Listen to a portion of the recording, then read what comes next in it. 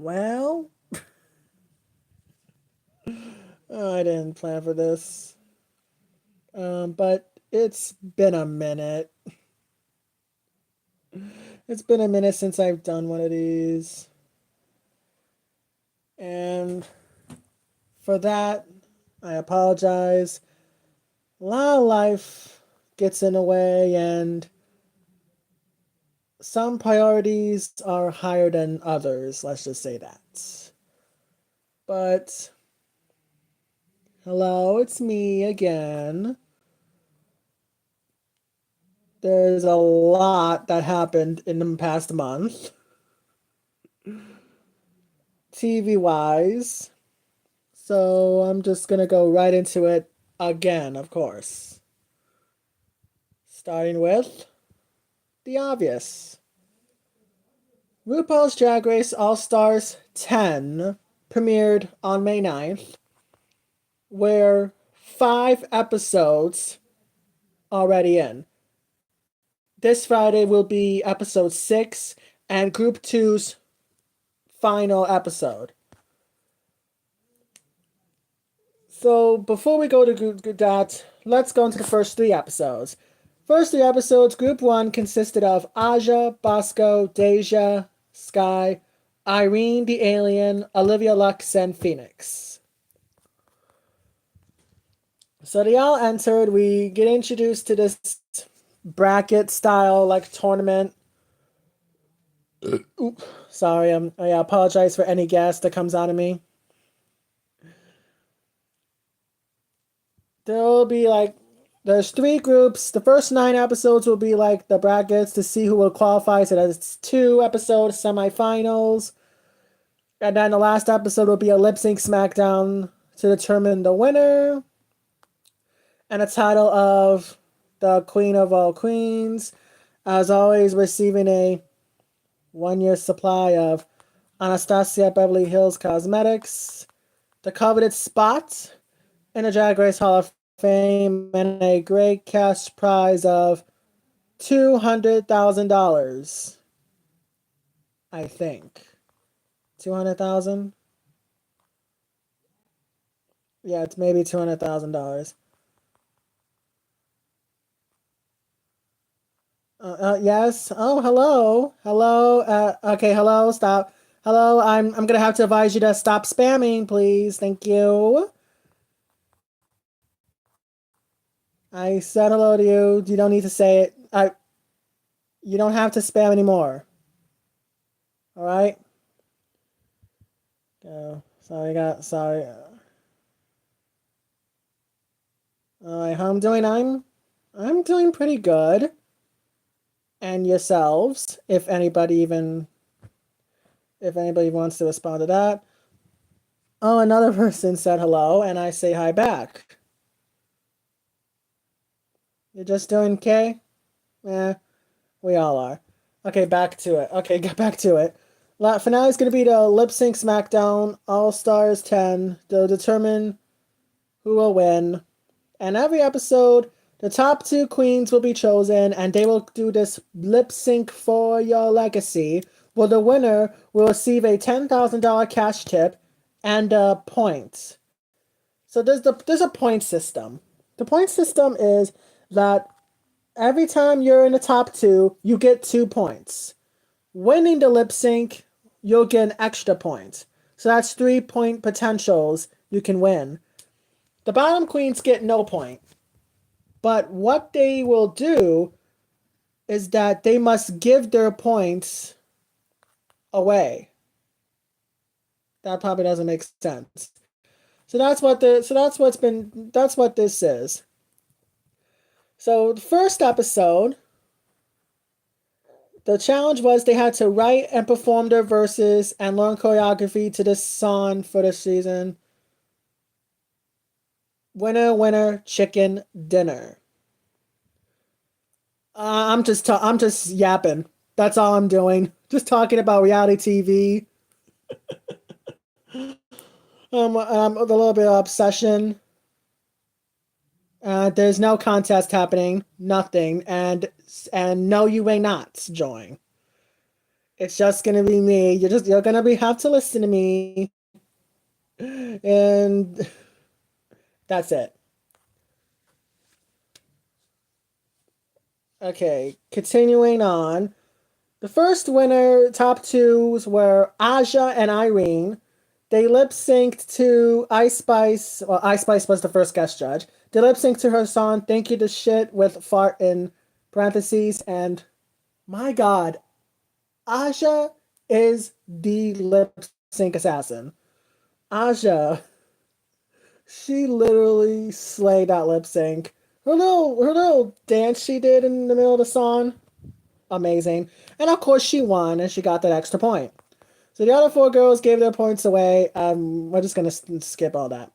Next challenge that was they had to improv in a murder mystery, Murder on the Dance Floor. Top twos were Bosco and Irene. Irene once again in the top. Maybe couldn't she pull this off? And the song that they lip synced to was, get this, Murder on a Dance Floor. Excuse me, sorry, burp. Yes, Murder on a Dance Floor by the one and the only Sophie Ellis Bextor. I listened to like the lip synced condensed version and it really sucked. It actually really sucked because they only can focus like on the chorus. And Bosco, I know I would have loved to see Bosco do more. We need to add more. But Bosco won that lip sync, which means Irene lost again. And Bosco got her $10,000 cash tip. And so they give their points away. Then the third challenge was we saw in a sneak peek. They're thrown in. We see 6 random basketball players. They're all girls.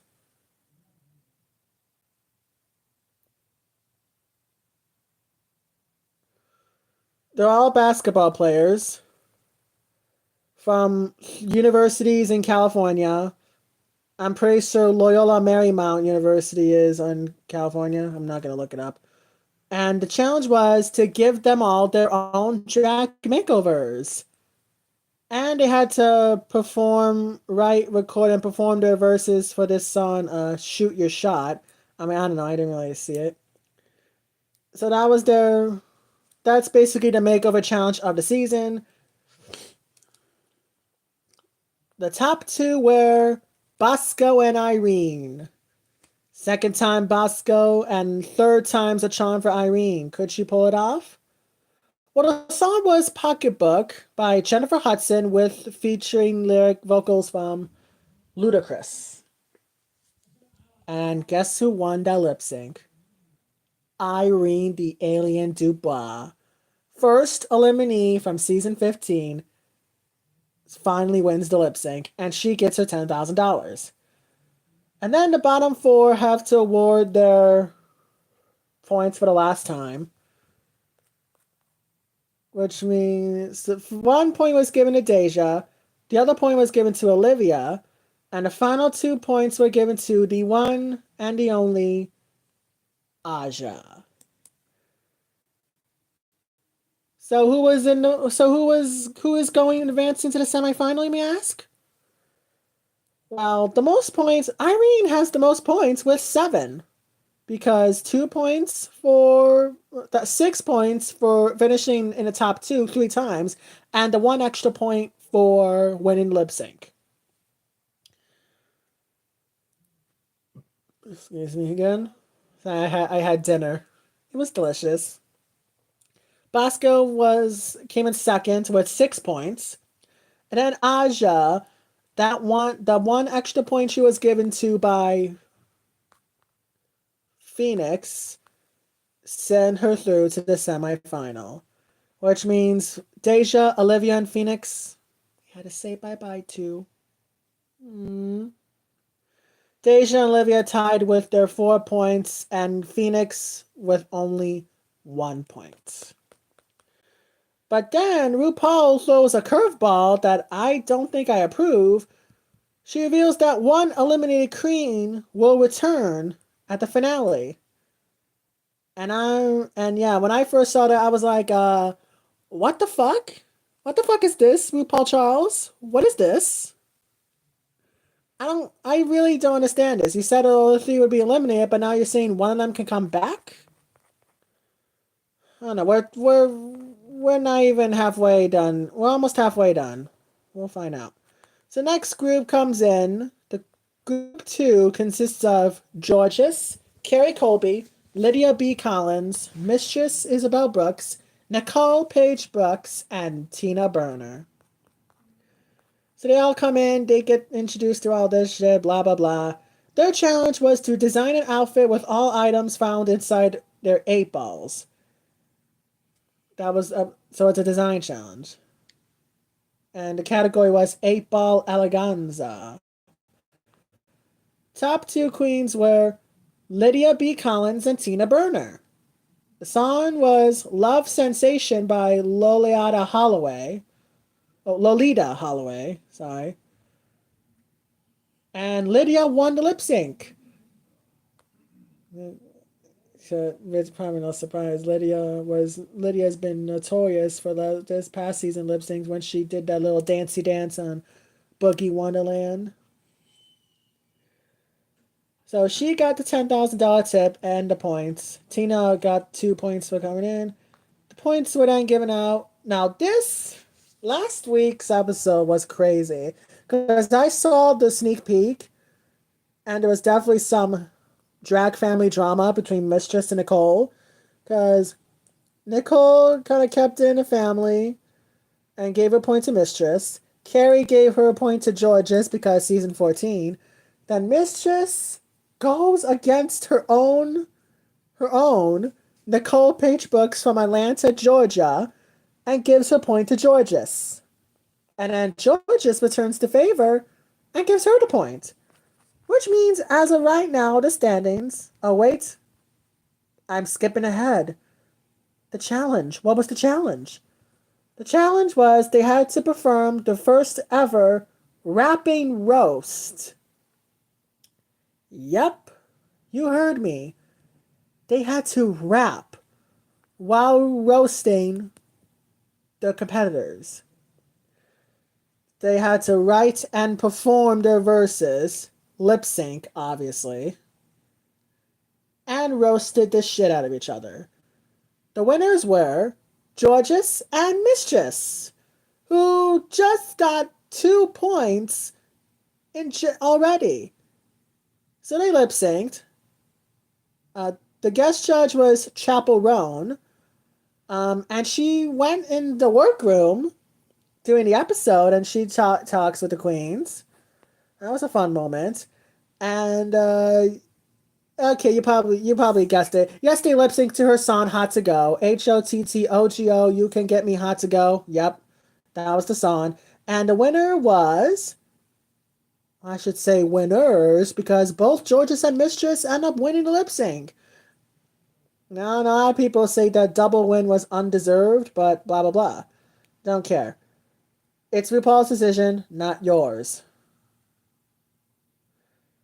And I know y'all have your favorites, and I have mine.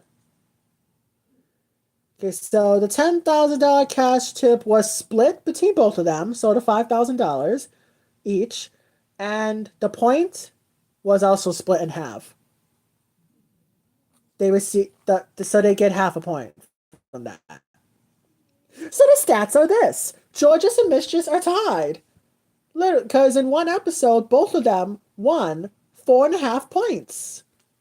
What? Second place is Lydia with her 3 points from. Excuse me, and I apologize for all the gas that's coming out of my mouth. 3 points in episode 4. And second place was Tina with her 2 points.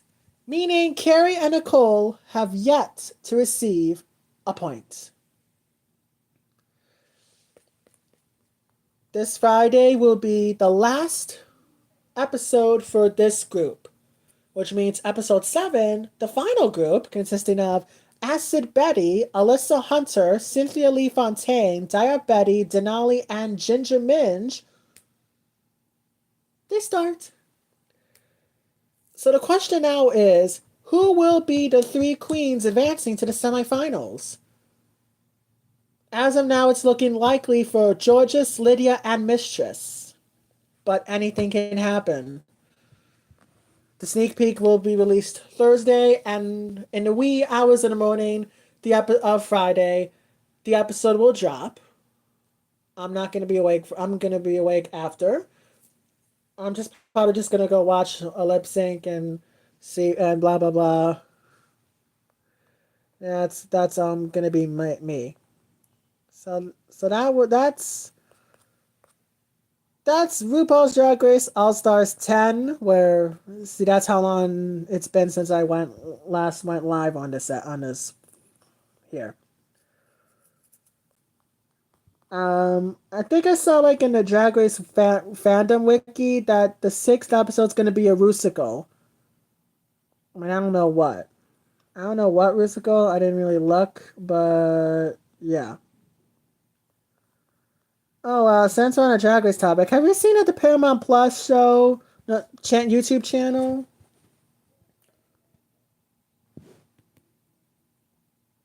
Put all of RuPaul's Drag Race All Star 7 on a channel? Wait, hold on. I don't think it was all of it. Yep, nope, it was all. And Untucked. Oh, I didn't see this. All 12 episodes of RuPaul's Drag Race All Stars and all Untucked episodes are on the Paramount Plus YouTube page. Now, and they've done this before, but I don't know why they're doing it again. And over on the Drag Race YouTube channel,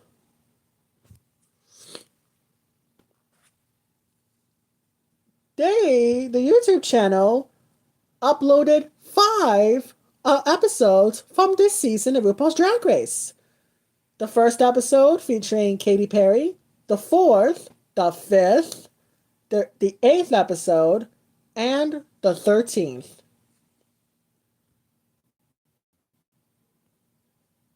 Yeah, they did that. I mean, I don't know why they did it, but they did it.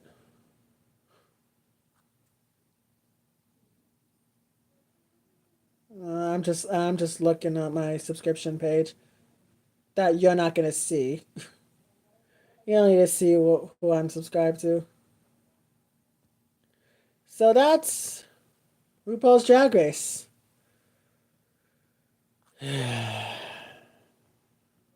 What a show.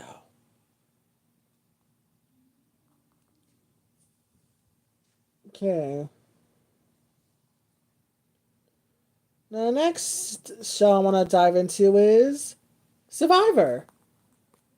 Because Survivor, their 48th season, titled Survivor 48, ended May 21st, with the winner being Kyle over Eva and Joe. Now, the season has been, originally, the reception was very good. Jeff Probst, who is the host of Survivor, called this season one of his all-time favorites, but press reception has been mixed to negative, actually, for a lot of reasons. More criticism is heavily on Eva and Joe.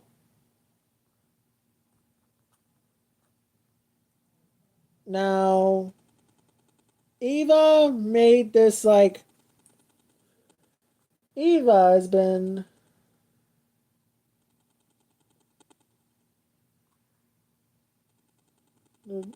First, yeah, they made before the season began. Eva was like known in the press that she was the first ever autistic person to play Survivor, and in the 5th episode, after her team won the reward challenge, right? Or was it the? Was it the fifth or was it the sixth? No, it's probably the fifth. After her tribe came first for the immediate reward, not immediate reward.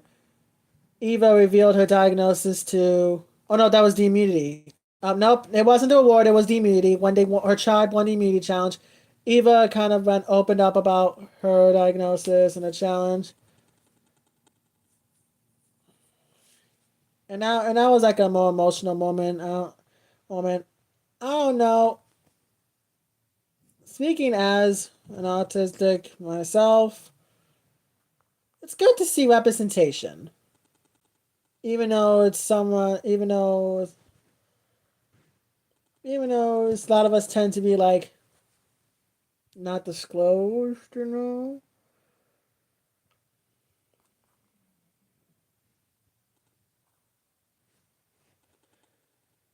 Well, yeah, but yeah, some people, and by some people I mean Twitter. A lot of people don't really like Eric, didn't really like Eva for like a array of reasons, and first array of reasons. First, like during like the season, Eva was more like voting out the women. I don't know, wasn't really showing. Maybe she was not a girl's girl. I don't fucking know.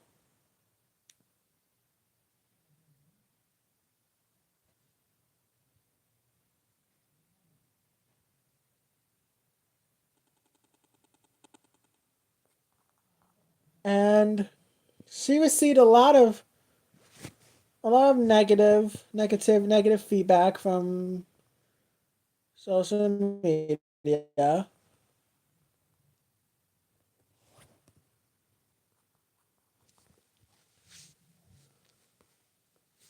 And a lot of people are kind of like, and was saying it wasn't because no, we're not hating her because she's autistic. Never. That's fucking disgusting. Why would we do that? Maybe it's because a lot of people hate because she was targeting only the women and brain and apparently this is the streets were saying this. Streets were saying this, not me. Streets was saying that the cast was afraid to vote for Eva because they feared backlash. They feared backlash for voting her out.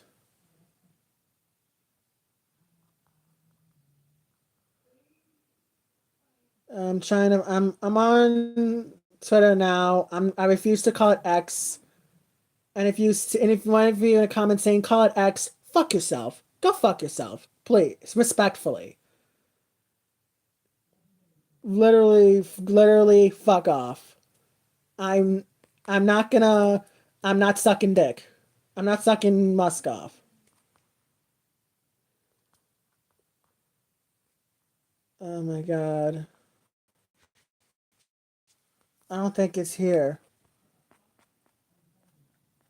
I'm sorry. I'm scrolling on. Still scrolling. Oh yeah. Oh yeah. The finale. How did the fire making? There was the final four fire making. She had a meltdown after she was shown struggling to make a fire and on the verge of being the final member of the jury, which she wasn't. I told you that she was the runner up. The fourth place was Camilla. She won against Camilla. Apparently she had this meltdown. I didn't watch it. I'm probably not gonna. She said it was way worse than what was shown on TV. It was worse. So yeah, and pretty sure she was signed the biggest breath of relief when she won and earned her spot in the final tribal.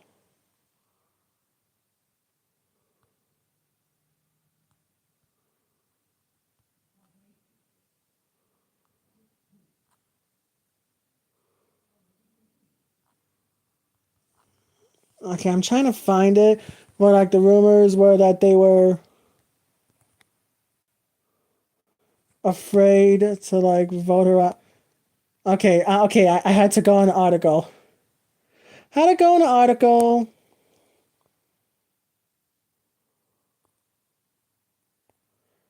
Okay, so interviewed with the New York Post. I'm looking on their page. Okay, comments. See, Eric's. Okay, after coming in second place, Erickson insisted she got to the final three on her own merit, not because players were afraid to vote her out due to her autism and a potential backlash they'd receive.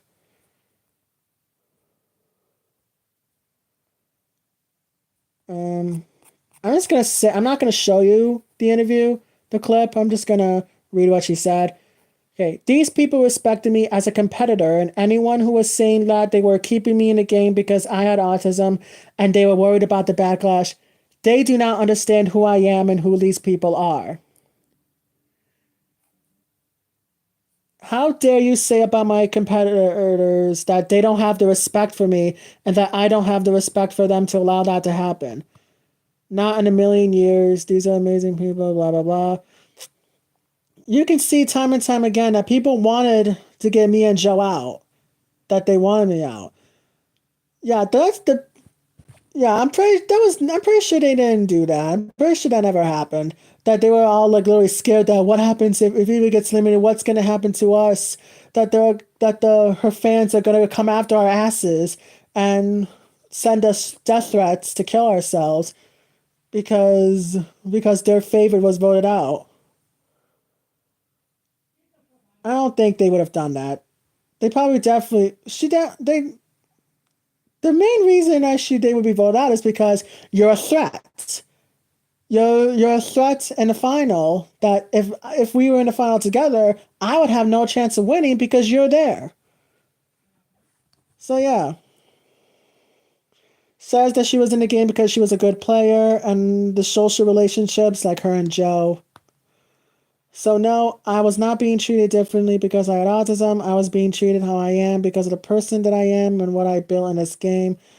I think that is horrible that anyone would say that. That they would treat me like that because yeah, that scratch that. So yeah, she literally just said so yeah, she denied it. That's basically denied. Denying that her tribe mates were afraid to vote her out due to potential backlash that would happen. Okay, so I had to go in an article for that.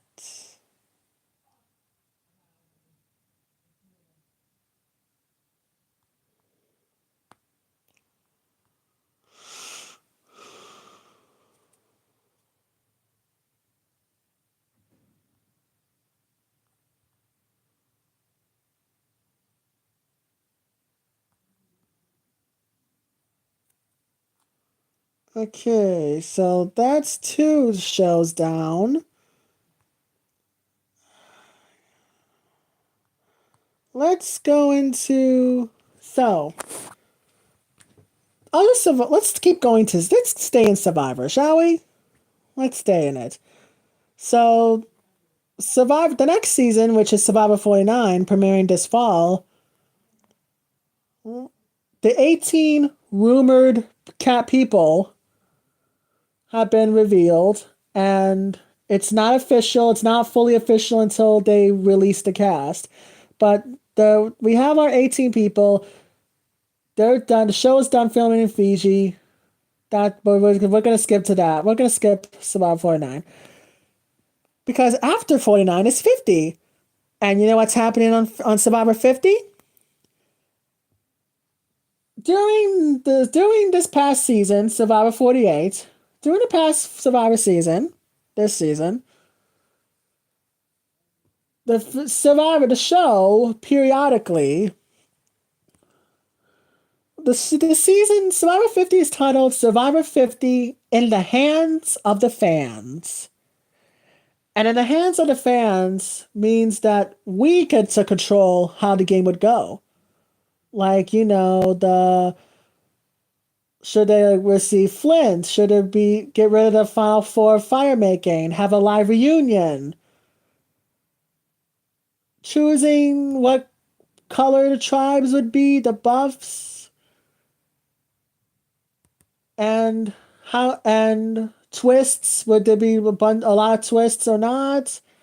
So yeah, we got to choose that. that was spread periodically throughout the season. I don't know what's gonna happen. I voted in all of them, of course. I don't remember what all of them are, so I'm not gonna tell you how I voted. But last week on CBS Mornings, the CBS Morning News show that airs from 7 p.m. a.m. I almost said p.m. 7 a.m. I think to 7 to 9 a.m. Eastern time, my time. I live in the East Coast. They revealed 22 of 24 people returning for Survivor 50. Now you're asking me, Connor, why are you saying 22? Aren't there 24 people coming? Well, yes, there are 24 people. But the problem is, two of the other two are on the upcoming season of Survivor. Really? What? What the fuck? Two people that nobody knows are going to be in Fiji for the 50th season. Are you kidding me? Well, let's dive into the 22 people, shall we? Let's start at the beginning. From Survivor Borneo, the first ever season, Miss Jenna Lewis. This is not Jenna's first time competing, because Jenna was also on the first All-Star season that just titled Survivor All-Stars, where she finished third, eliminated before the final tribal council, with the final two being Boston Rob and his now wife Amber. And because one of them won the immunity challenge, Jenna was essentially fucked, because there was no way that Amber nor Rob would vote out their partner. And the All-Stars is also well known for having a very bitter jury. Most of them were bitter. And a lot of them definitely voted bitter. I would say Tom, Alicia, and Lex were the most bitter. Yeah, see? Jurors made emotional statements, with many angry at Rob for his deception. And that's why Amber won with one more vote than Rob. So that was that. The next contestant from the second season, the Australian Outback, is Mr. Colby. Colby was the runner-up from that season, the winner being Miss Tina Wesson. Colby also came back for All-Stars, where he was voted out on episode 7, and he didn't get in a jury. And now Colby's back for more. The next contestant back, all the way from Survivor Palau, which we've seen a big jump from season 2 to 10, Miss Stephanie LaGrossa, who, if you had known the Survivor Palau season, she was part of one of the worst tribes ever in the history of Survivor, losing every single immunity challenge and only winning 3 rewards. Every single immunity challenge they lost. And Stephanie was the sole survivor from that tribe. And after the last person from that tribe was eliminated, she had a switch. She was switched over to the Thriving camp, where she was essentially immediately targeted due to her being a physical threat. She stays for a couple of episodes, only to be voted out 10th and be the third member of the jury. She returned the next season, Survivor Guatemala, where she loses to Miss Danny Boatwright, a former Miss Teen USA Kansas, 1992. And then she became Miss USA Kansas 96, where she lost Miss USA to Miss Allie Landry. I'm looking up on Wikipedia. And That's not all that Stephanie's competed. Stephanie competed on the second official All-Star season, Heroes versus Villains, where she was placed on the Heroes tribe and was voted out second.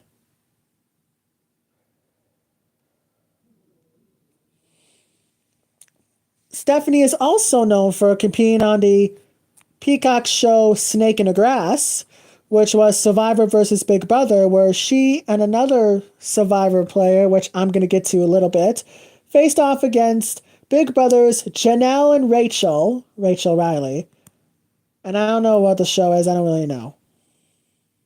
And Stephanie was on the inaugural season of The American Traders, where she was the last person murdered.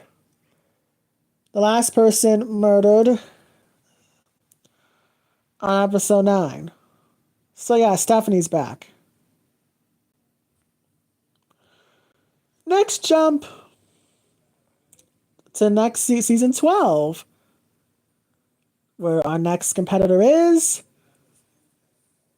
You've seen her name a lot in the past couple years. She was on Big Brother 25. She won the first season of The Traders. She was also on Snake in the Grass. She was also on The Traders. She's going to be on Australian Survivor Australia versus the World that's coming soon. She's one of the 7 nationals. And she's back again playing for the 5th time, Miss Cirie Fields. She is back. Cirie first appeared on Survivor Panama, where she was voted out in the final 4. She returned in Micronesia, where she was eliminated right at the final 3. And then she came back for Heroes vs. Villains, where she was voted out 4th. And she was placed in the Heroes tribe. And then she was placed on the next another All-Star season, the 4th official All-Star season, Game Changers, where I wouldn't say that was definitely not voted. She was definitely not voted out, but she was eliminated by default due to everybody else immunizing themselves, the hidden immunity idols and or legacy advantage. And technically, she would be the only person to be voted out, but nobody voted for her. So Cirie was voted out by idols. Wow, what a sucky way to go home. She came in 6th, and now she's back for the 5th time. So yeah, surprising, crazy. The next competitor, jumping from all the way to the next season after Panama, Cook Islands. Background: Cook Islands was known for dividing their 20 competitors by race. Yeah, tried by ethnicity. So that was very. They already got some controversy after that about that. The person is Mr. Ozzy Lust. Ozzy's back. This is his also 5th season. He lost on the final 2 against eventual winner Yol Kwan. Ozzy was placed on the Hispanic tribe of the 5. He was placed in Hispanics. And he made it all the way to the final 2. He then also returned, along with Cirie, for Micronesia, where he was voted out, the second person voted out after the merge and in a jury, where he develops a little romantic relationship with Amanda. And then he confronts eventual winner Parvati at the final tribal, saying that he thought he was voted out early because he was robbed of spending time with Amanda, saying that he was falling in love. which really a showmance. Okay. I'm just gonna be honest. I fucking hate showmances. I don't care if you're gonna. I don't want to see any of you glucking bed or sharing a bed. Like Big Brother already has enough of those showmances, and they milk them every fucking year. So that was Ozzy's second season. His next season was on South Pacific, where he was one of two, and you're gonna find out the other person later because that motherfucker's back as well. He was eliminated right before the final tribal council. Well, actually, he was voted out twice before then. That was his third. The third time it was official because South Pacific was the second season to feature Redemption Island. Redemption Island means that instead of being voted out and being eliminated and going home, they would be voted. The person that would be voted out would head immediately to Redemption Island, where they would earn their way back into the game, and they would compete in duels, where the winner stays in Redemption Island and is one step closer to coming back, while the loser gets eliminated and leaves the game. So Ozzy was first voted out, and he won the duel, his only duel, and which turns out to be the last duel. The last duel to put him back. The last duel that would put him back in the game. So that happened. And then he would get voted out 2 tribal councils later. And then he proceeds to win every single Redemption Island, and he rejoins the game, only to be voted out before the final tribal. So that was that. And just like Cirie, Ozzy was also on Game Changers. No, he didn't really do much there. So he gets voted out midway in, about halfway in, and he becomes the second jury member. He becomes a jury member, blah, blah, blah. Next. The next competitor was Howling, jumping from 13 Cook Islands to season 18 Tocantins, Mr. Benjamin Wade, also known as Coach. He competed in his first season, making it all the way to the final 5. He then also, along with Cirie, returns on Heroes vs. Villains, where he is placed on the Villain Tribe, is voted out around halfway in, and he became the first jury member of that season. He once again returned for South Pacific, where he would make it all the way to the final tribal council, only to lose to the eventual winner of Survivor South Pacific, Miss Sophie Clark.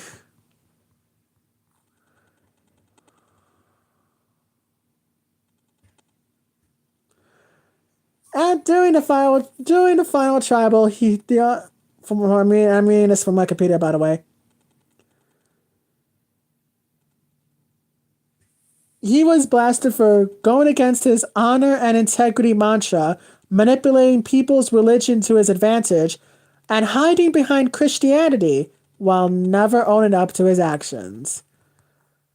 But it wasn't a landslide. He got 3 votes. So, and he's back again. Jesus Christ. Major jump from season 18 all the way to Survivor 32, aka Caron, I think. Caron. I think that's how you say it. The next All-Star is Miss Aubrey Bracco, who competed in Caron and almost won the season. She was the runner-up to the winner, Miss Michelle Fitzgerald. This isn't her first season as well, because she came back on as like Cirie and Ozzy to Game Changers, where she came in the final 5. And she returned again for Edge of Extinction. See now, Edge of Extinction. I actually am not going to talk about it because it's very fucking complicated. So yeah, Aubrey came. Aubrey was in there. She is voted out fifth. She's voted out. She was voted out, and she didn't win her way back into the game. So bye bye. Next, from Heroes versus Healers versus Hustlers, runner up Chrissy Hofbeck, who lost to the runner Ben Draybergen. This is her second season, and there's not much to say about that. Next, from David versus Goliath, there are three people. First, in order, we're going in placement. First, Mr. Christian Hubicki, who was voted out 12, part of the David tribe. He was part of the David tribe and was voted out 12 and became the cemetery member. Next is eventual third placer Angelina Keeley. I think it's Keeley because Keeley. Yeah, Angelina Keeley, who is not best known for her game, but for her meme of asking for Natalie's jacket after Natalie got voted out. Like, Natalie, can I have your jacket? Can I? Rumor has it she's still. Rumor has it she's still waiting for that jacket. And the next one is the runner-up of that season, and also well known for his well-acclaimed TV show, The White Lotus, who his fellow Survivor competitors have received cameos, or have gotten cameos in that season. The creator himself, Mr. Mike White. He is back. The eventual runner-up, losing to the eventual winner, Nick Wilson. I'm not gonna talk about Nick because he's not on the show. Next, originated from Edge of Extinction, Mr. Rick Devens, who met his end at the Final Four firemaking, losing to the eventual winner of the season, Chris. Rick was actually voted out fourth, stayed in Edge of Extinction for a while, and he won his way back right when the tribes merged. And he stayed there until he was eliminated by fire. So that was the first 12. And now here's my problem. The other half of the competitors returning are on what is considered the new era of Survivor. And that's my problem. And my problem is because half of them are more recent, while there are barely people that haven't played in 20 years. And a lot of people I'm looking at Instagram and they hate it. Yeah, because they have what they want, and I don't really care. I don't really care. Well, we're gonna start by season, of course. Hailing from Survivor 42, Mr. Jonathan Young, who met his fate by fire making in the Final Four. He is back. Jumping to 45, first up, Miss Emily Flippin, who is part of the infamous Lulu tribe, where they lost 3 immunities in a row, cutting her tribe by half, because 18 people split 3 tribes, 6 people. She survived. She gets voted out in the final 7. She was voted out due to former contestant Julie using her idol on herself, and her sole vote for Emily was the only one. Also back, the winner of that season, Miss D. Valadares. Now you know there's feelings on why their winner's back, because on the 40th season of Survivor, they titled it Winners at War, where they brought back 20 former winners, where they up doubled the $1 million cash prize to $2 million, and see if someone would win again. Why the fuck is this? Why the fuck are we doing this now? Why? I don't understand. I never will. Jumping to Survivor 46. 3 people coming up. First, in elimination order, Miss Tiffany Irvin. Tiffany was eliminated on a 10th episode and became the 4th member of the jury. Not much to say about Tiffany. Next up was Q Burdett, who was part of the even more infamous than Lulu, the Yanu tribe, where 4 episodes in a row, they lost immunity. The 3rd episode, they got lucky because another person had to be evacuated from the game, but they finally won their first ever immunity challenge in episode 5, and they put on this moment. They put this like big heart-stopping moment that, oh my god, they're gonna do it, they're finally gonna win, and they finally won. So Q is also known for for when he won one of the award challenges, he had to choose few people to split a Applebee's feast with. And he picked 3 people. And apparently he didn't pick one of the people, and she had this she yelled at the Q, saying that she hasn't really eaten because she has many allergies. And the episode before, she literally voted for him. He was gonna. The whole scene is. I'm probably confusing you. So I'm just gonna move on to the next person. The runner-up of Survivor 46, Charlie Davis, who lost to the eventual winner, Miss Kenzie Petty. Now, Charlie, I don't know much about basically like anybody in this season, Tiffany, Q, nor Charlie. All I know is that Charlie is a massive Swiftie, Taylor Swift fan. He literally names her when he jumps in the water, and I don't know, Twitter fucking hates it because Twitter's all Beyonce stans, and they all have this shared vitriol on Taylor. So yeah, he's back. So Charlie's back. I'm just gonna continue. We're 4 more people in.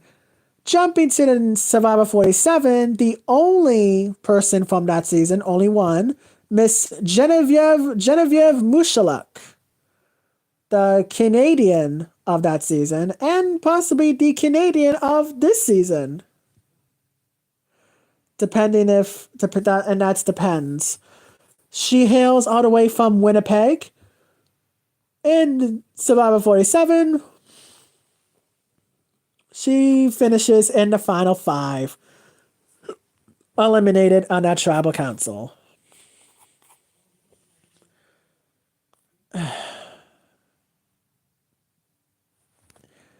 That's 19 out of 22. 22. 19 out of 22 official confirmed names, which means there's 3 people left. And you guessed it. All 3 of them were on this season of Survivor, the latest season. Yep. Starting with...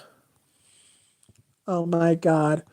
Starting with the loser of the fire-making tribe. Loser lost against Eva. You heard me mention her, Camilla. Her full name is Camilla Cartagesu. She's back. I don't know why. Also back is Eva's better half, Joe Hunter. He's back. He came in 3rd in that tribal council. Eva came in 2nd, but now you're probably asking, does that mean Eva's back? No. Guess who is? if you guessed the winner of that season, Kyle Frazier, then you're right. He's back. He's the second winner returning for Survivor 50 in the hands of the fans. What the fuck? Now this is unreal. This is unreal. That's just too new. Oh my god, it's too new. Really? Why this? They really relied heavily on the Fiji seasons. I'm sorry. They did. They relied more heavily on when they just only filmed exclusively on Fiji. Because, okay, Jeff, I don't understand. I don't know. I understand. Maybe Jeff is obsessed with Fiji. Maybe he has a second home there. He lives in Fiji. I don't know. But I hate it. And now it's not even. I want. And it's not it. That's not this. That's not it. There's two more people because there's 24 people. That was 22 out of 24. The other two you can assume are from the next season of Survivor airing this fall. And now, I'm going to show you all of them. This is it. This is everybody competing. God, this season is going to suck ass so hard. But we're going to jump from Survivor to the next show. Do any of you know what House of Villains is? House of Villains is a kind of a newer show. This is their third season. They already had the first two seasons, and this show is is a lot.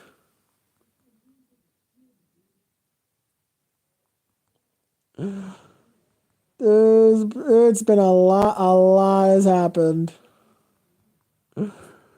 Well, we're not talking about the first two seasons, we're talking about the third season because the cast is official.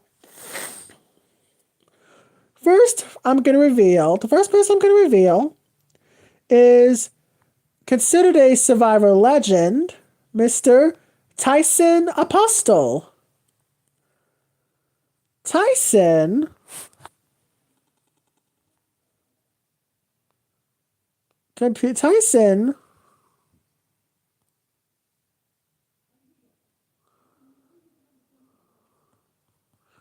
originally competed in Tocantins with Coach, where he was eliminated a little way into the merged part of the show and became a jury. He also came back along with Coach for Heroes vs. Villains when he was placed in the Villains Tribe, where he was voted out 15 days in. He would then return for Blood vs. Water, where he would win that season.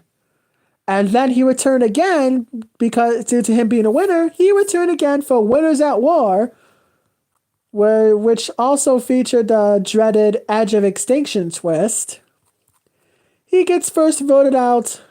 He first becomes the fifth voted out, and right before Merged hits, he returns to the game, only to be voted out 3 tribal councils later and fail to come back. That's Tyson. Next is recent villain of RuPaul's Drag Race Season 16, Plain Jane.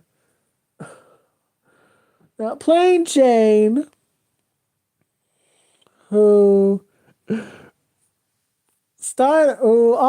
earned villain status literally when she entered the workroom. Best known for was on that episode, on the talent show episode, where other contestant Megami finished her talent, where it was her lip syncing and then holding posters about like voting, the importance of voting, and hold the last sign, protect queer art. So yeah, the first two was, if you love drag on TV, then love us on the voting booth. Then Plain does a confessional saying like, if you take the talent away, take the lip song away, what is your talent? Hold up posters? Protect queer art, but is she giving us anything that needs protecting? And then Jane was also known for her villain her 1v1 with other contestants a mandatory meeting. Like that basically was sort of the plot until Amanda got eliminated against Q. Now it would have been a gag if it was Amanda versus Plane on that lip sync. That would have been an absolute gag, but Plane was too good. And then Plane gets to it with another queen, Dawn, later on an episode after, I think it was the 10th, after the 10th episode. Oops, excuse me, Paul, excuse me.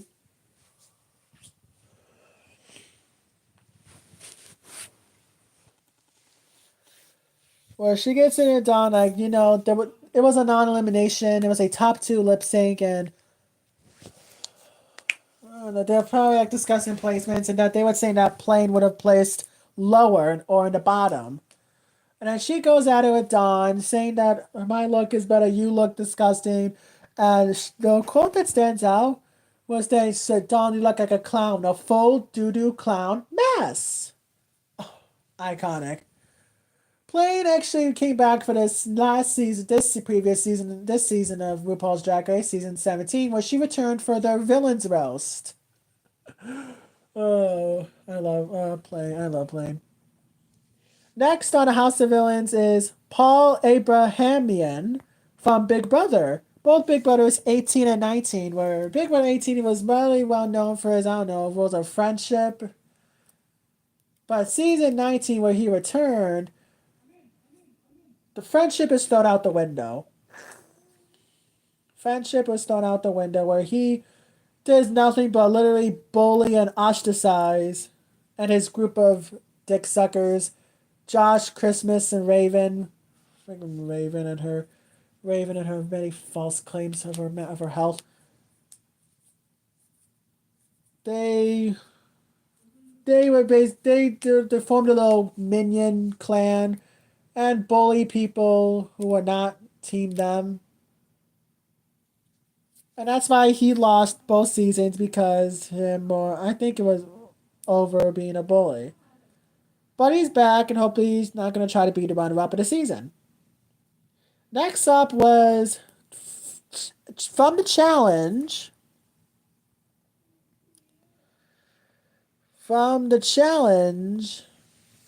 And also known as a challenge icon, who, now I don't know, I don't watch the challenge. Her name is Ashley Brooke Mitchell. Ashley Mitchell from the challenge. I've never watched the challenge. All I've seen from her. Well, she started out in the real world, of course. Excuse me. I'm sorry, and once again I have to apologize for my burping. I had dinner. I kind of ate a little too fast on that. I'm feeling the side effects.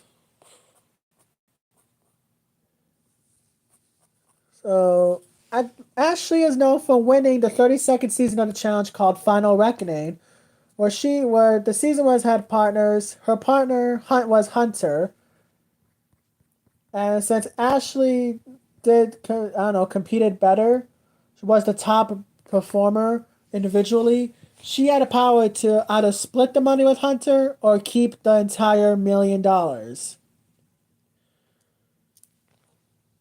Ashley decided to keep all of her $1,000,000,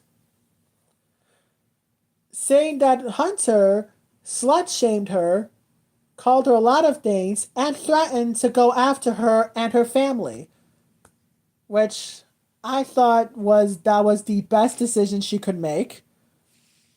And watching him throw his little tantrum over things he said, iconic. So I can see why Ashley is considered a villain.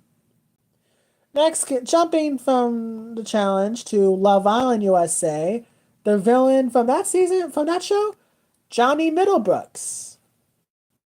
Now, I haven't really I don't keep up on Love Island. I don't really keep up on who's on, who was dumped, and who's coupled up with. But I kind of got a little into Love Island last season. Like after the infamous dumping of Andrea, and you know how Rob like wanted threatened to quit but he didn't, and is Aaron and Kaylor, and PPG trio, Leah, Janae, and Serena.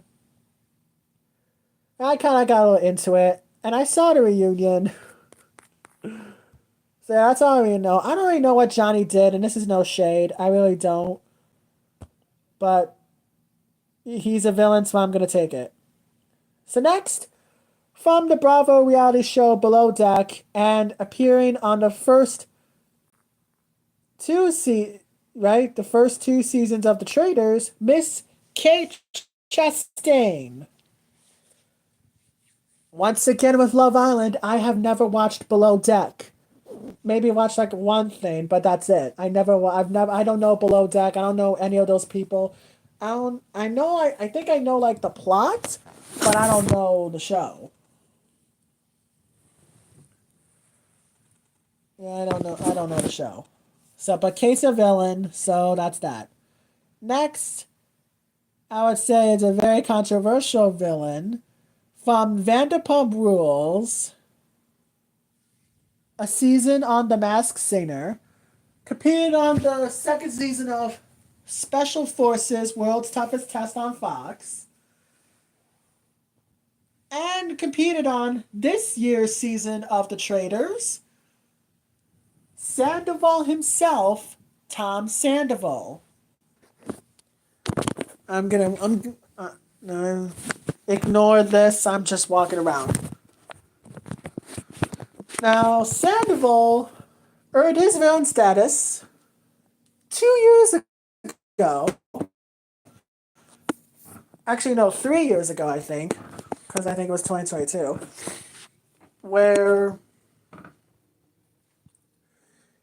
he and his former girlfriend, Ariana Madix, he reveals he was having an affair behind her back with other co-star Raquel. This sent all of media into a frenzy, myself included, because wow, to really do that, to really to really have an affair with her best friend, really. This whole media thing was labeled Scandival, and and the main episode where literally after it goes public, Ariana confronts Tom about everything and basically says the relationship is over. And that episode's reunion where she lays down on Raquel is iconic. It's best if you watch it uncensored, because you can actually really feel her rage minus the bleeps. The bleeps don't really do much. So yeah, watch it uncensored if you can. The Peacock YouTube channel has some clips uncensored, not the full episodes. Uncensored. And the Scandival would actually come into play in the next season of Vanderpump Rules, where before the reunion episode, Ariana basically wants nothing to do with Tom anymore. And the reunion, she basically wants him out of her life.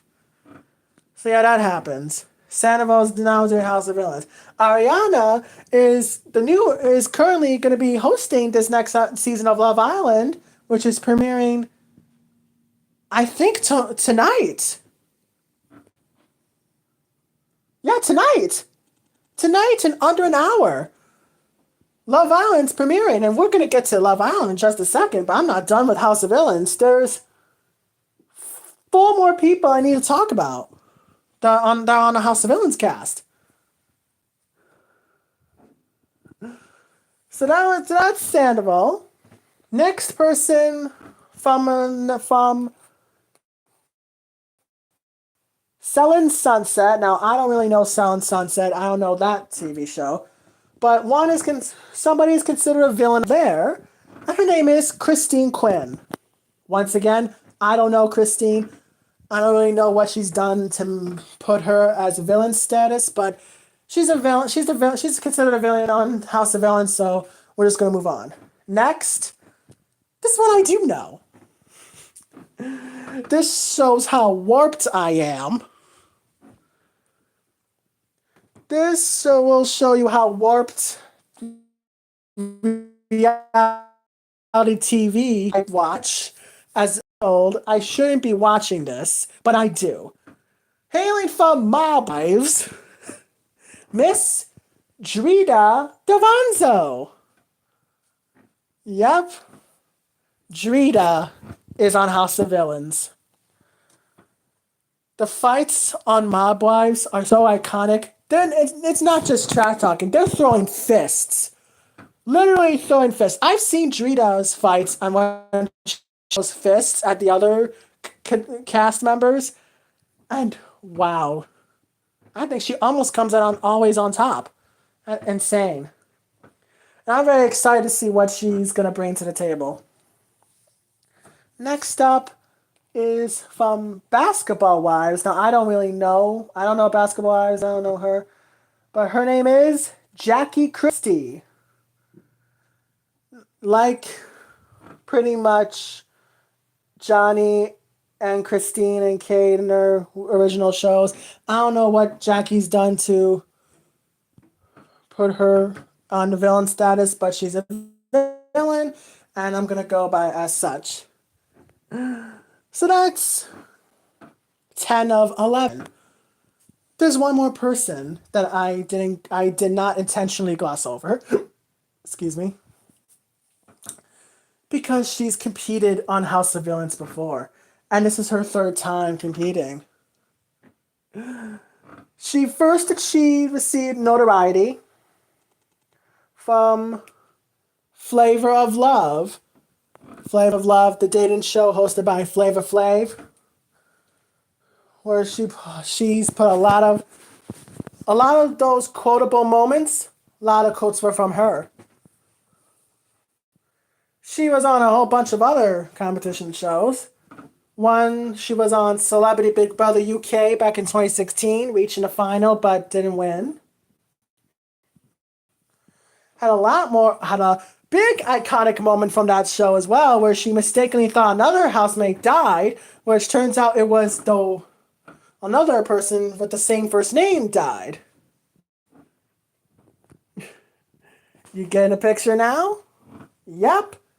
Tiffany New York Pollard is competing on the House of Villains for the third time. And I made this joke to myself, saying that they're just gonna keep doing. Tiffany's gonna be on every season of the House of Villains until she wins, and they can cancel the show. Which, it's a joke. I don't think they're ever gonna do that. But still, Tiffany's back. The third season. Oh wow. What more can she do? What more can she do? Oh my god. That's House of Villains. That is premiering next year, early next year, streaming on Peacock. So now we're going to move on to Love Island. Love Island USA premiering tonight on Peacock. We have our first 10 Islanders coming in. Bombshell will be coming tomorrow, I think. And I'm just going to show you the 10. Here they are. The names are Shelly, Bella, see, and no, you're not, no, that is Bell-A. Don't ask. Alantia, Ulissa, Huda, I think. Then Jeremiah, Ace, Austin, Taylor, and Nicholas. These 10 will be the first ones entering the villa. Now, the question is, who will be the first bombshell? We're going to find out later. But we just got to let them enter the villa first and have them couple up for the first time. And we'll see who's going to shake things up. Coincidentally, that Love Island US is premiering tonight. Returning on Monday is the UK Love Island.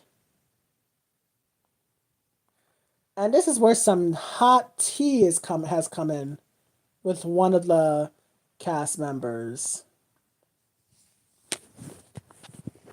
Here are the 12, soon to be 11, Islanders. Women: Megan, Sophie, Shakira, Alima, Meg, and Helena. And don't I can smell, hear, taste, see, and all the five senses. Touch. I can all five senses the comments about Sophie. Yes, that's her real face. No, I'd rather not know how much she spends on them. And then we see the men: Tommy, Kyle, Dejan, Blue, Ben, and Harry. Pay attention to this little guy, Mr. Kyle Ashman. There he is.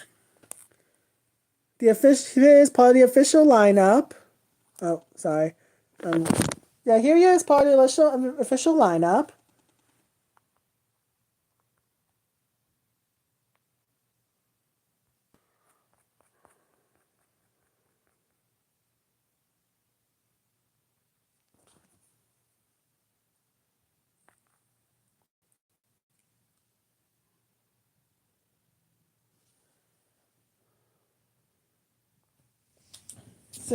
So once again, there's Kyle on the lineup of Love Island UK. And here's a story that came out just a few hours ago. That's right. He's no longer participating on the season. Looking on the Wikipedia now, he's advertised as a 23-year-old water operator from Stafford, dropped due to a legal issue that came to light prior to entering the villa.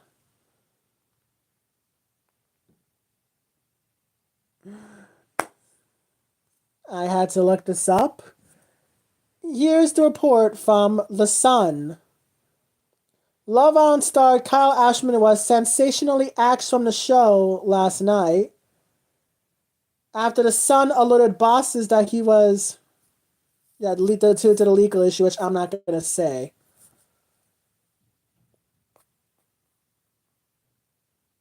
But ITV has already sent him home from where the show is filmed in Mallorca. He's already back home, and now they're probably scrambling on what to do now before the show premieres on Monday. Love Island UK premieres June 9th on ITV. So yesterday was Monday, so yeah.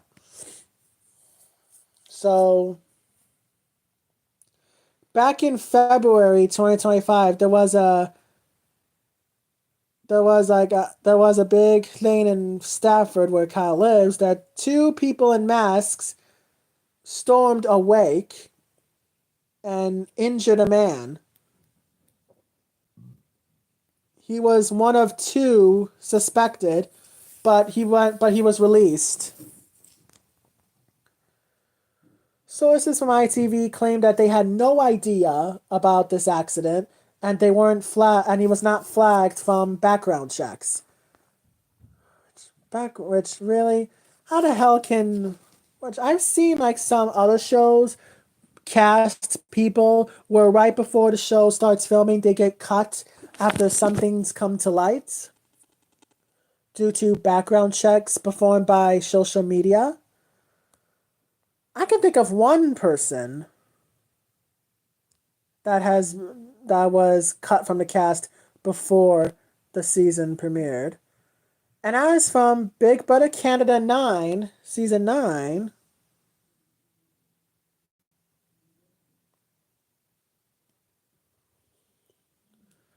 where the man was a man from Banff, Alberta, he was selected as one of the 14 people to enter the game.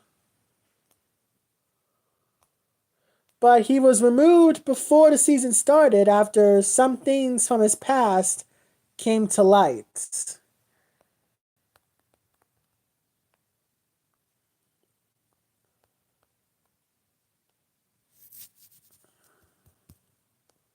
An article from Screen Rant that the contestant was disqualified and was replaced by competitor Kyle Moore.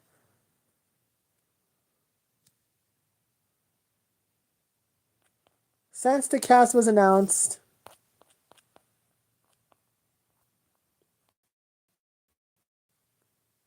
there was claims of him that he was using racist and homophobic language in his past. And a bunch more serious allegations came to light as well. And the official Big Brother Canada account made a statement about it.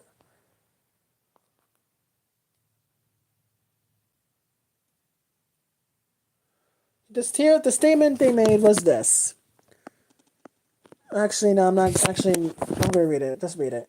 Today, Global TV and Inside Productions were made aware of some significant concerns regarding an individual who has been announced as part of Season 9 of Big Brother Canada. We take this information seriously and acknowledge the impact these concerns raise for both production and those involved. While much of what has been brought to our attention remains unknown, we cannot proceed with casting this person, and this person will be replaced ahead of the season premiere. So that was that. They saw it, and they immediately took action and cut the person. Literally cut him off, cut the guy off from casting.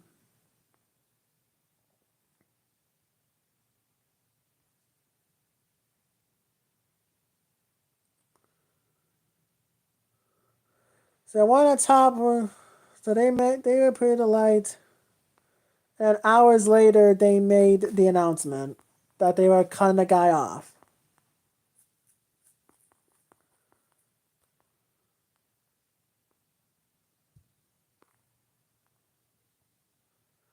So yeah, that was the example. Okay, back to Love Island. Why does the guy, yeah, claim they weren't married, aware? I don't know. It was a wake for someone who died. Doesn't say who. Rest in peace to that person. I'm send my condolences to the family who suffered through this attack. Not a guy literally started like hacking away and almost lost his arm. Thank God he didn't. Another person was gassed, one with a metal pole, and two people ran over by a car in the 15 minutes at the wake. Wow. Kyle was one of two nicked for this, for suspicion of affray, but was bailed. And police confirmed that after that, they were released with no further action last month. Sources saying this was a horrific attack which could have been worse.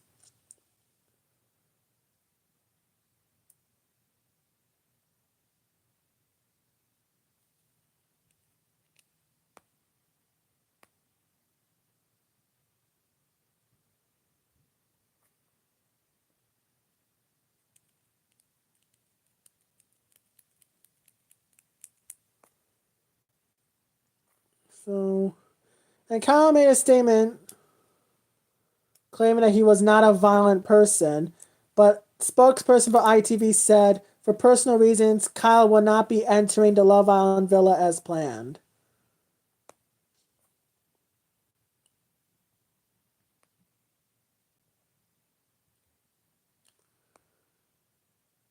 And I'm reading more, but I'm not gonna say anymore.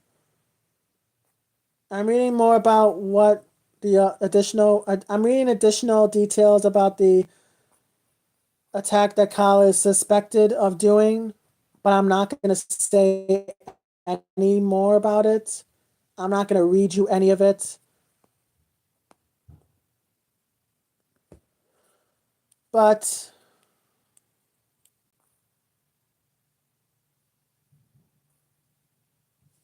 continuing to what Kyle said he cooperated and made it clear that he was not involved. I'm not a violent person, and any suggestion otherwise is a mischaracterization. Sources once again. Sources claiming that they weren't unaware of it and was not flagged. And one last thing I'm gonna read to you from this. It's only right he can now return home to the UK to share his side of the story, and therefore bosses took the decision that it was best for him not to enter the villa. And that's all I'm gonna say on that. Replacement remains unknown at this time, but if anybody, they will definitely have to find one of the bombshells to put in, which, yeah, this is gonna be really rough.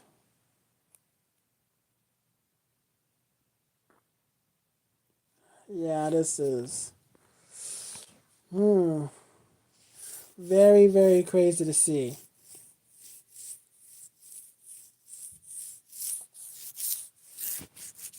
I'm scratching myself.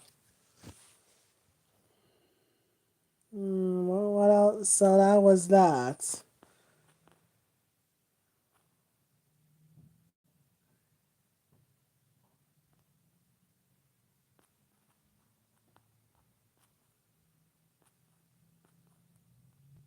Yeah.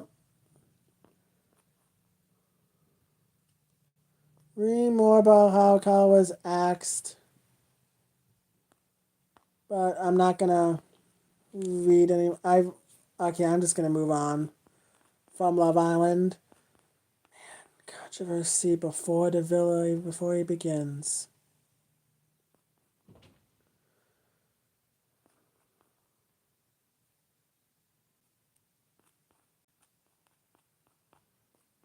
So what else? Oh, you want to hear about JoJo Siwa?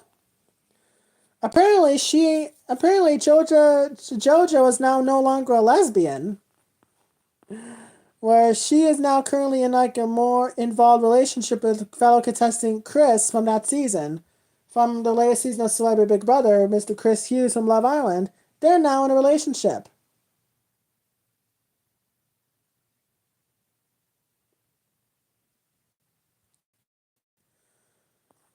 In an interview on The Guardian, she asked, is it platonic or romantic, her relationship with Chris? And then she confirms, saying yes.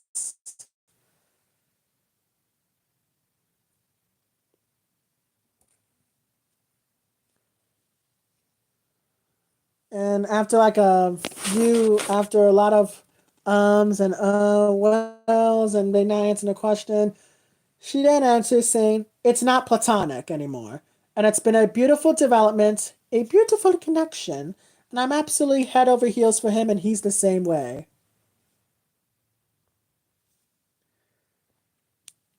Now, right after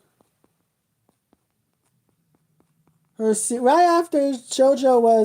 got out of the house, she dumped her partner right at the wrap up party. She dumped her partner at the wrap up party. Crazy. And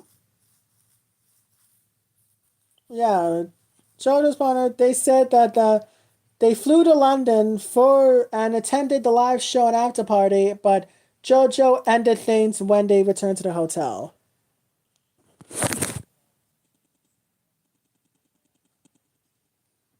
Sorry, I was um yeah, I'm seeing that. And then right after leaving the show, she and Chris were spotted at a tennis club. And then they were interviewed together. And as she was photographed hanging out with his friends. Yeah, they originally confirmed it as platonic on their joint interview on This Morning on April 28th. And now JoJo's saying, as of yesterday, it's not romantic.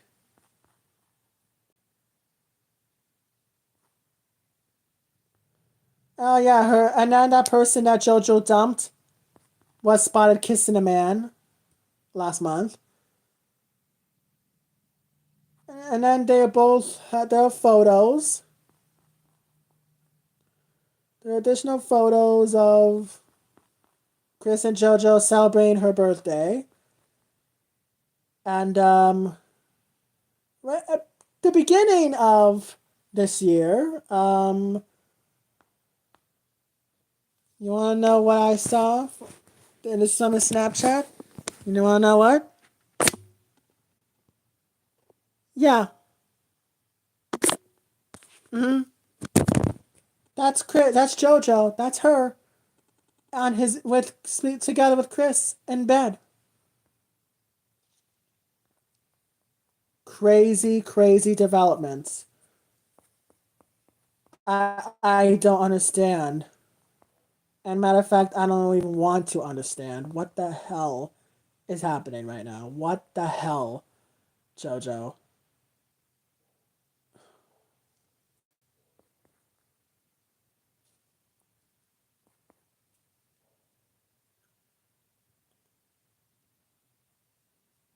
Hmm. Wow.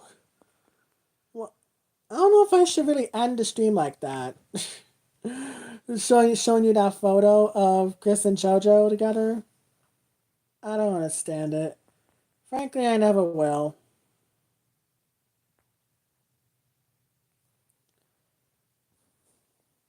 Okay, well, for you reality TVs, if you're jumping in between watching Love Island, stick to watching the Love Island premiere. That's happening. And tune in to the Love Island UK season premiere starting next week on Monday. Oh yeah, speaking of, Kate Chastain from Below Deck, the new season of Below Deck premiered yet last night. So you can watch every Mondays again as well for Below Deck. A Real Housewife spinoff Miami's returning. That's premiering next Wednesday, June 11th. And right few days before the end of Pride Month, oh yeah, today it's June. Happy Pride. Happy Pride Month to those who celebrate. And if that statement just made you hurl, or you're just offended by any,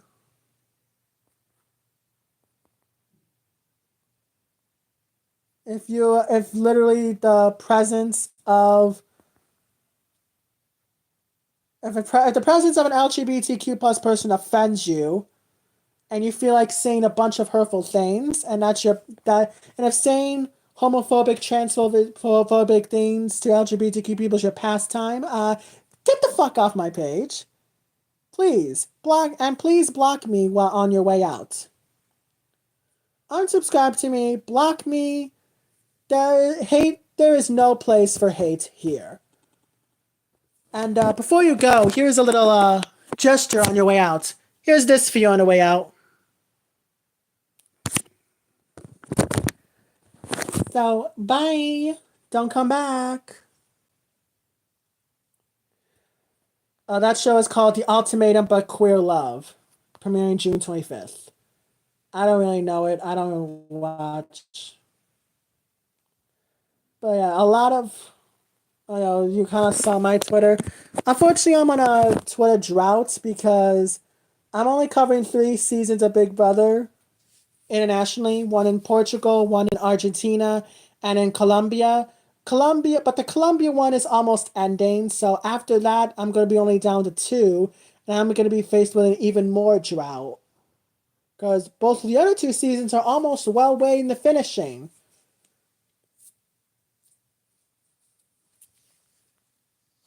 Oh yeah, if you want to know, oh yeah, Big Brother will be, the new season of Big Brother will premiere on July 10th this year. That will premiere July 10th. And so and announced something else that I find interesting, to say, for lack of a better word. For lack of a better word, we're calling it interesting.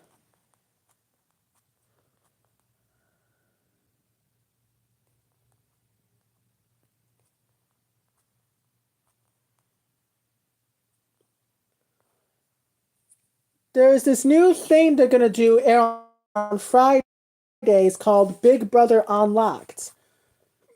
According to the account I follow,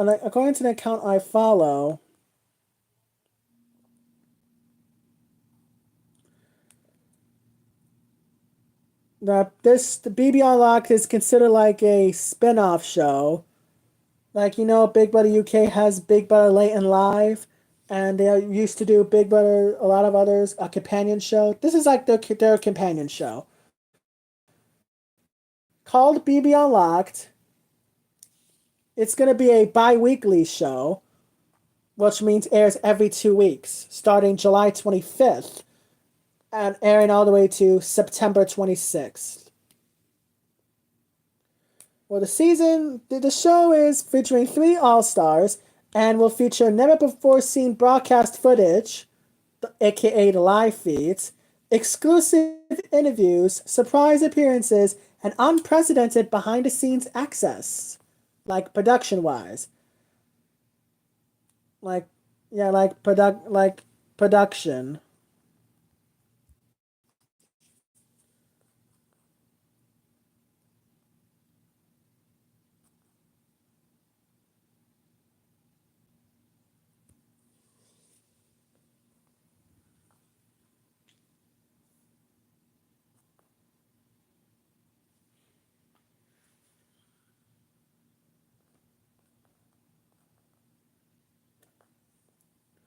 So that's that. And okay, before I go, I want to dive back into a former topic that I discussed earlier in the stream. Because I said that Survivor 50 is also entitled In the Hands of the Fans. What I mean is that, like I said, like periodically they would vote, and I said that I voted. It's what they voted on, what they would want.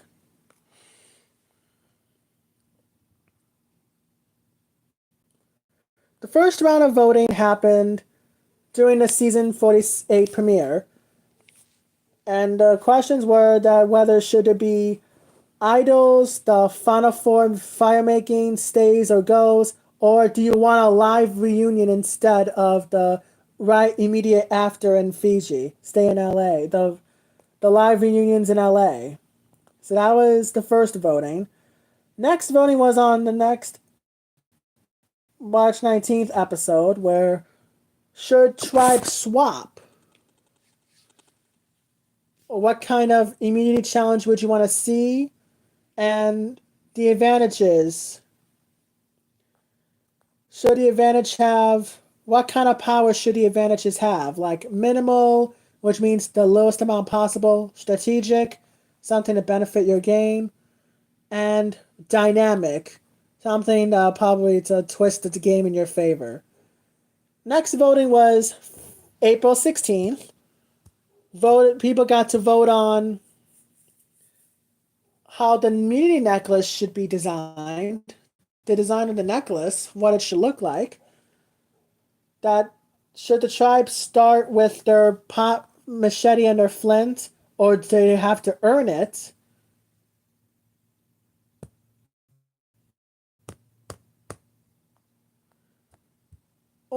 And they got to vote on should the season be rely more on twists, or should it be like old school Survivor with little twists as possible? And the final voting was on May 14th, the week before the finale. The only question was should do you want idols, hidden immunity idols?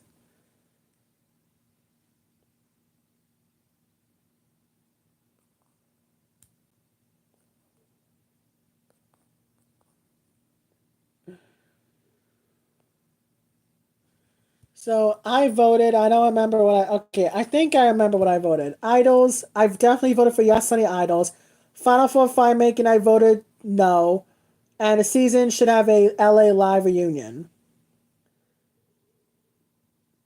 Swapping, I think I voted yes. Options for the Final Four immunity, I don't know what I did. I don't know at all. And advantages, I actually have no idea how I voted on that either. The design, I don't remember. Tribes, I think I said to give them the pot and the flint. I think I voted that. And twist, I think I voted old school. And last one, still one, idols. Yeah, I voted. I think I voted for that. So yeah, I think I did. It was like I don't remember everything. But I feel like I know the answers to some of the answers seem obvious. The others, it'll probably be close. I don't know, but ow. But we'll see when that premieres next year. Cause we gotta air Survivor 49, and we gotta find out which two bitches are gonna be competing on season 50 as well. I still think it's BS. Why are we doing this? This is not really like an all-star season. If you're only relying heavily on the seasons about if you're only heavily relying on 5 seasons ago, majority 5 seasons ago, it's from Survivor 41 and up. Half the cast are from Survivor 40 the COVID seasons.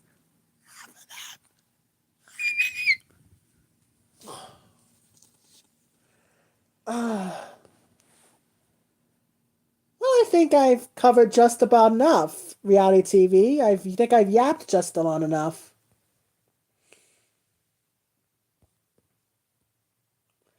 A lot of things. Actually, I'm somewhat excited to see what's going to happen.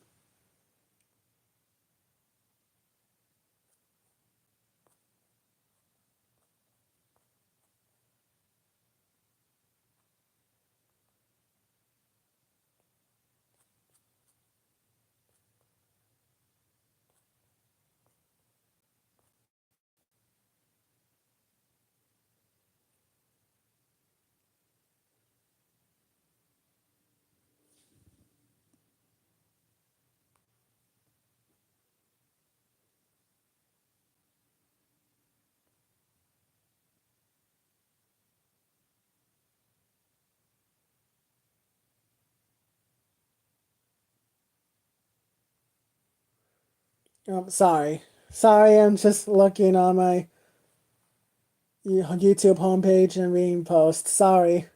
Once, okay, yeah, like I said, I think we covered just enough. I'm just about done.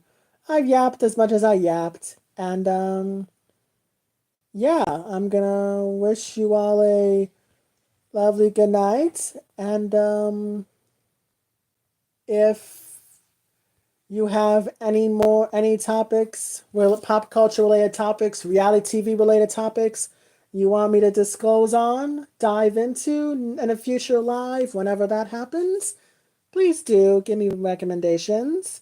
I need some. So yeah, that's gonna be it for me.